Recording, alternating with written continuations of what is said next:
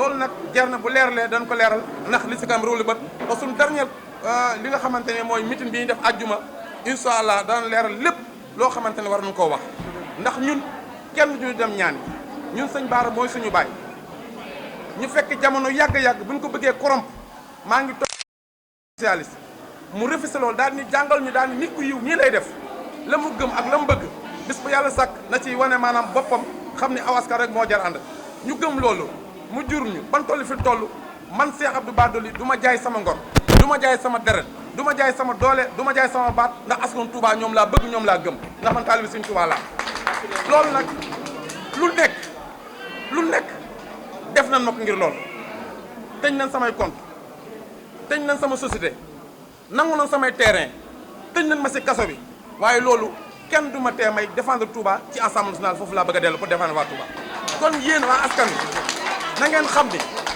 lépp luñ ma teg lépp luñ ma def lépp luñ ma defal yéen ñii yéen a tax ñu di ma bundu xataal yéen ñii yéen a tax ñu di ma sonal yéen a tax ñu nangu samay terrain yéen laay wax la grande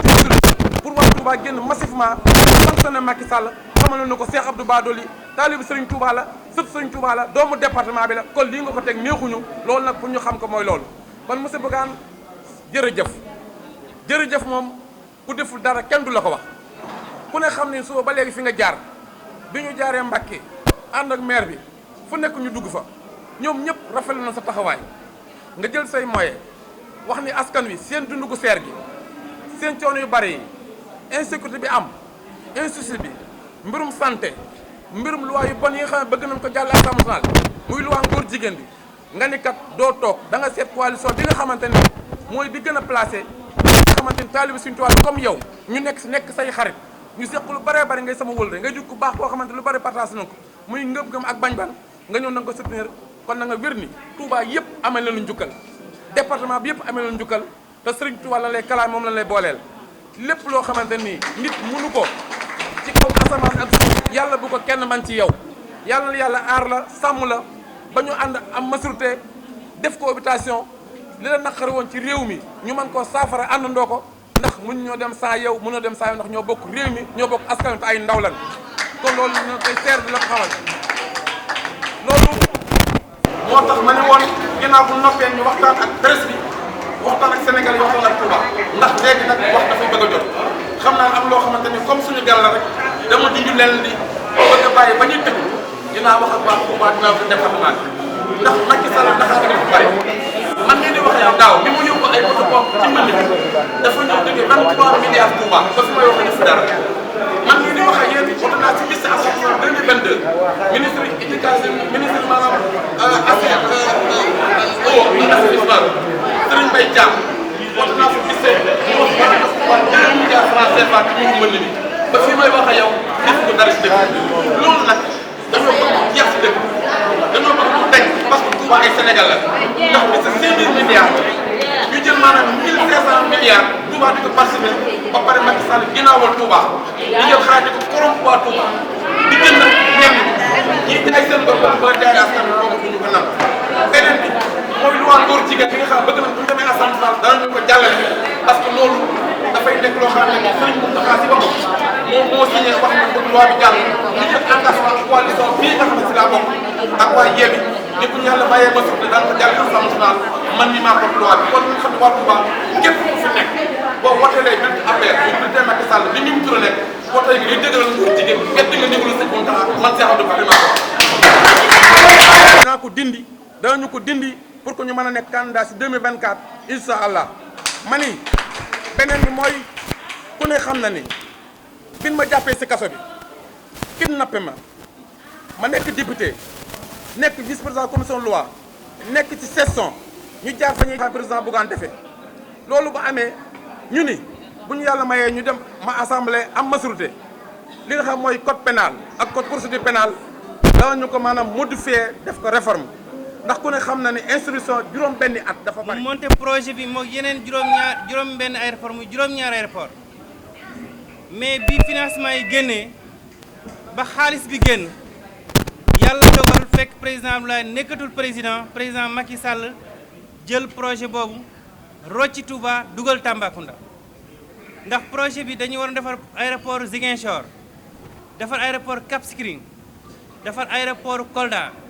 aéroport Kédougou aéroport international de Touba aéroport Saint-Louis aéroport Ourossogui mais bi nga xamante ni banque export tchèque financé na ko à hauteur de 85 milliards état du Sénégal dugal 15 milliards ci BCI bi Macky Sall dafa éliminer le projet de Touba dugal région de Tamba lan moo waral lu ni mel parce que dafa jubluwul askanu Touba parce que nee na mus fee gagné parce que li tax mënu fee gagné mooy bëgguñu mais ñun bañuñu ko duñ ko bañ ndax bindeef la ndax Serigne Touba daf ñu digal ne képp koo xamante ni làmmiñam mi ngi wax ashhadu an la ilaha illallah wa ashhadu anna muhammadan rasulullah wërloo ko noonu bëgguñu de mais ñun bëgguñu ko mais am nañ droit wan ko ginnaaw te dañu nañ ko wan ginnaaw le 31 juillet 2022 beneen point bi may daanele mooy Lac de Guiers Touba muy 133 kilomètres mu teg ko ci loxo ñu def étude de faisabilité ba lépp sotti mu ne ko teg ci suuf financé 284 milliards pour Lac de Guiers Mbour Thiès Dakar dafa mel ne bis bu demee ba njariñ génn pour Touba Macky Sall woon ñu ginnaaw lan moo waral Macky Sall jubluwul Touba te Touba di contribuer xaalisam ci koom-koomu réew mi ñu jël xaalis boobu di ko financer d'autres projets loolu rek doy na ci lu ëpp ñaar fukk wala fanweeri projet yu ñu mel mi ngi ak ñun te fas nañu yéene jàmmarloo ak moom ba jusqu'à la dernière émission.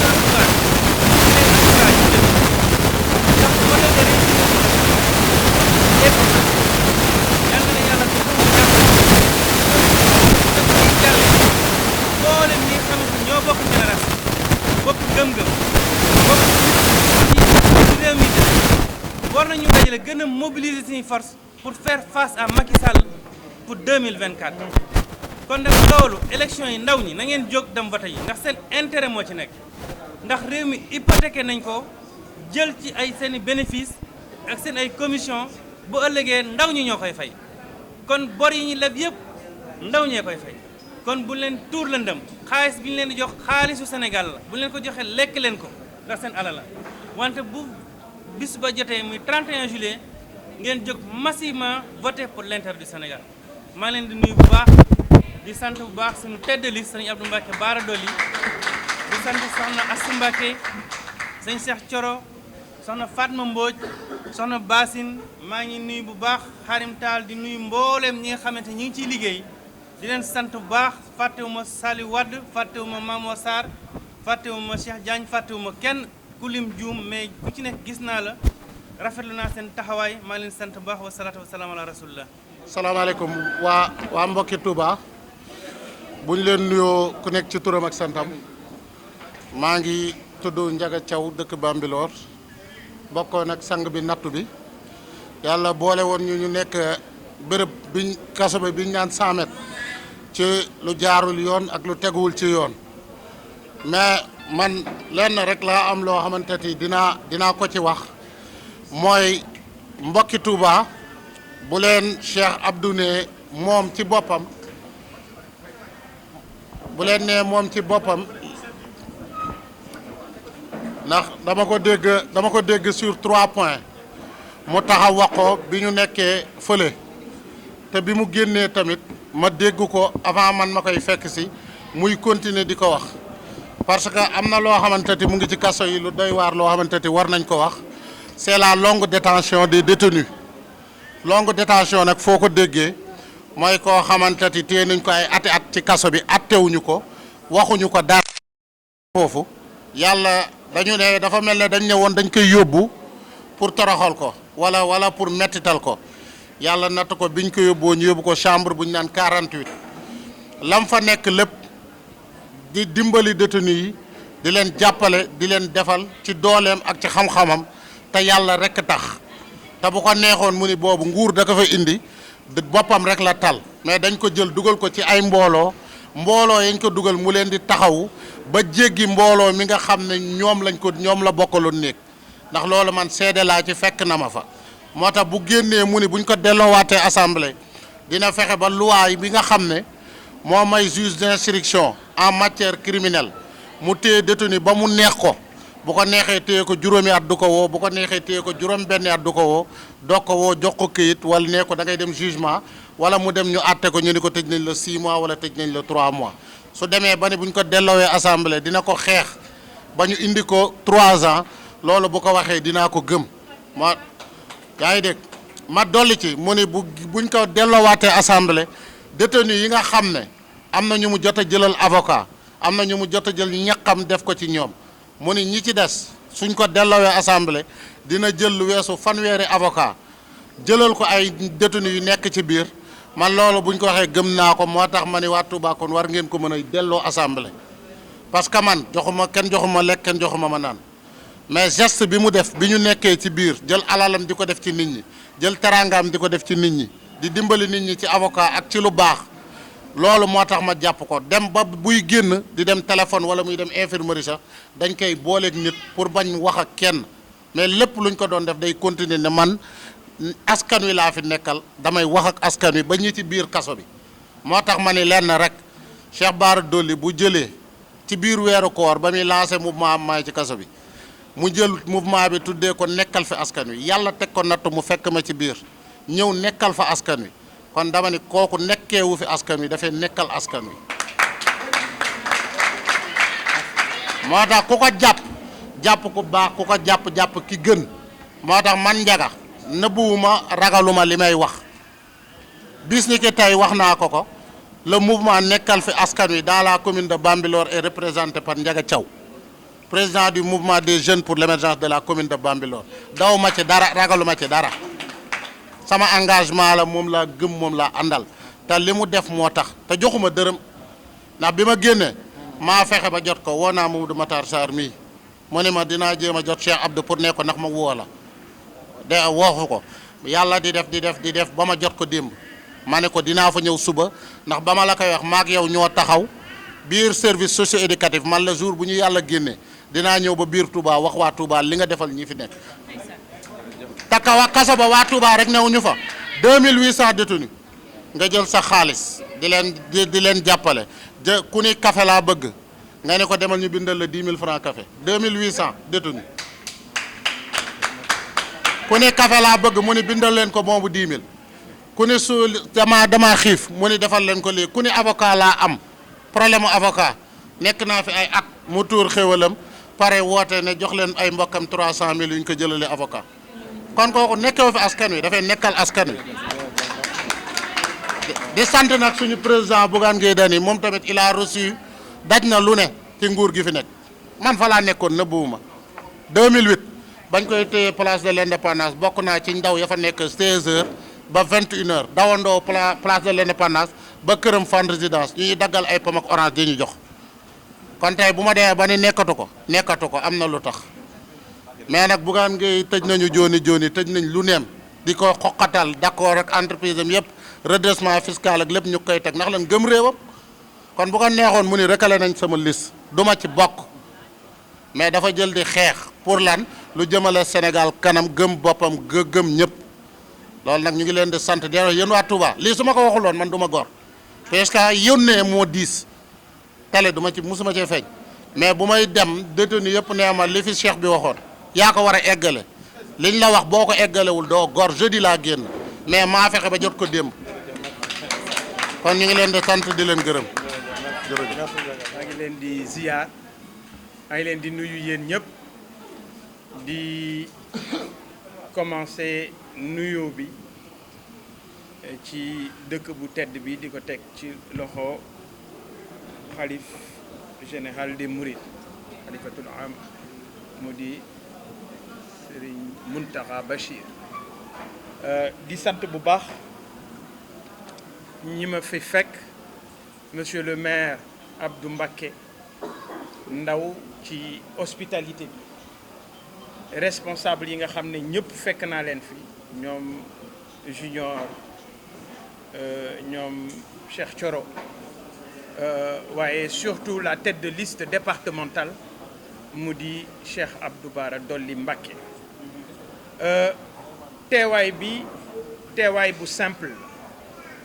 teewaay la pour Sénégal maa ngi la dégg sax nga may remercier waaye damay wax ne robinet bu xellee ndox lu ko war la def parce que moi mon engagement est sans faille et engagement bi ma am pour le Sénégal am na fu mu commencé mais amul fu mu yem et je dis souvent je suis un passionné du Sénégal passionné de ce pays moo tax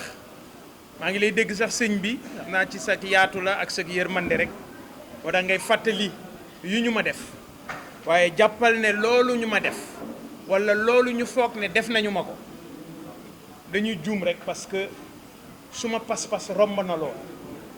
lii nga xam ne moom la ñu jublu mu di élection député ñoom ñu soppi ko def ko sélection ay député bu fekkoon ne man Bougane dong maa wut a falu yaakaar naa ne coono gi ma ciy daj duma ko ci daj parce que awma liste bu bokk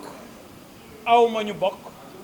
waaye yéen ñi bokk doy ngeen parce que Sénégal ngeen bokkal Sénégal ngeen taxawal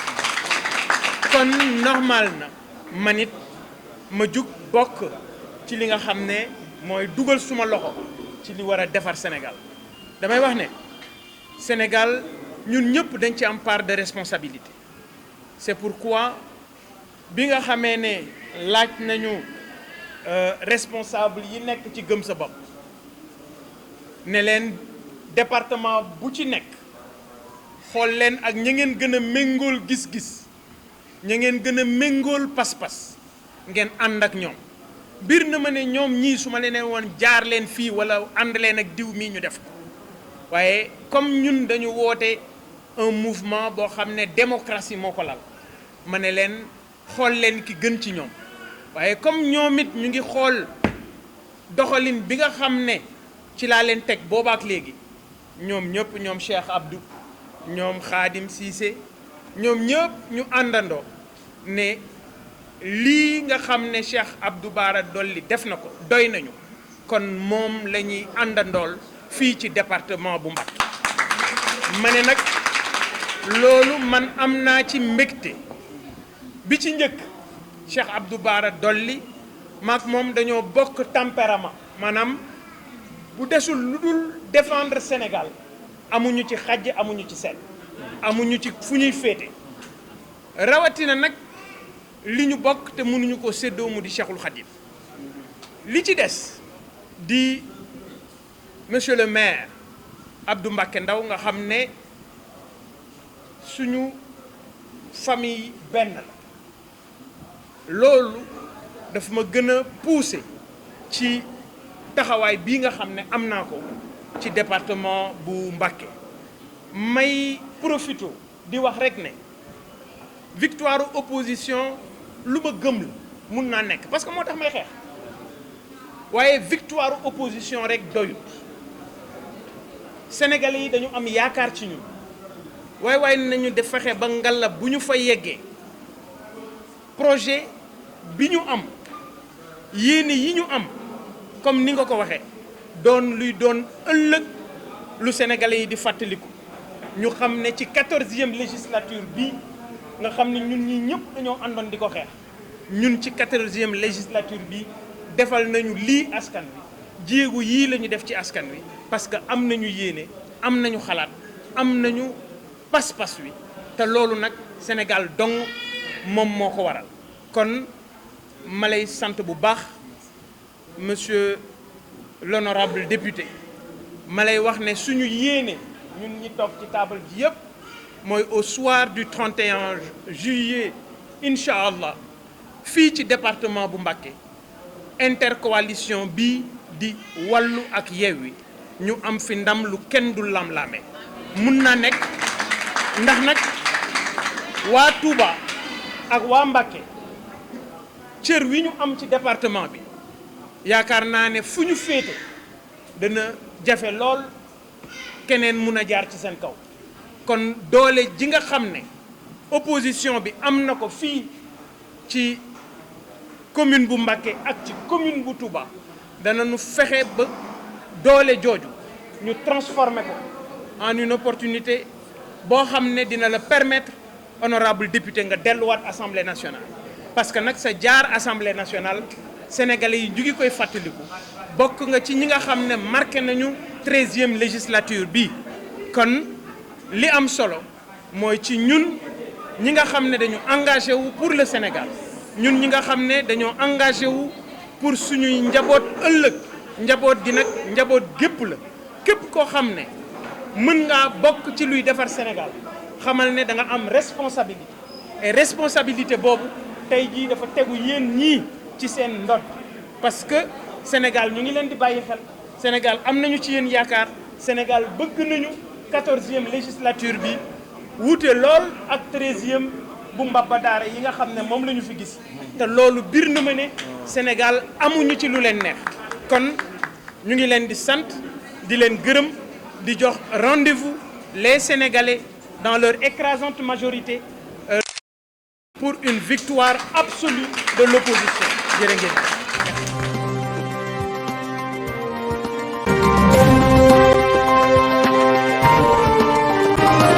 émission askan bi yéen a ngi ànd ak Khelcom matin di télé bi jiitu ci seeni bëgg-bëgg taxaw temm ngir di la yeggee xibaar yu wér te wóor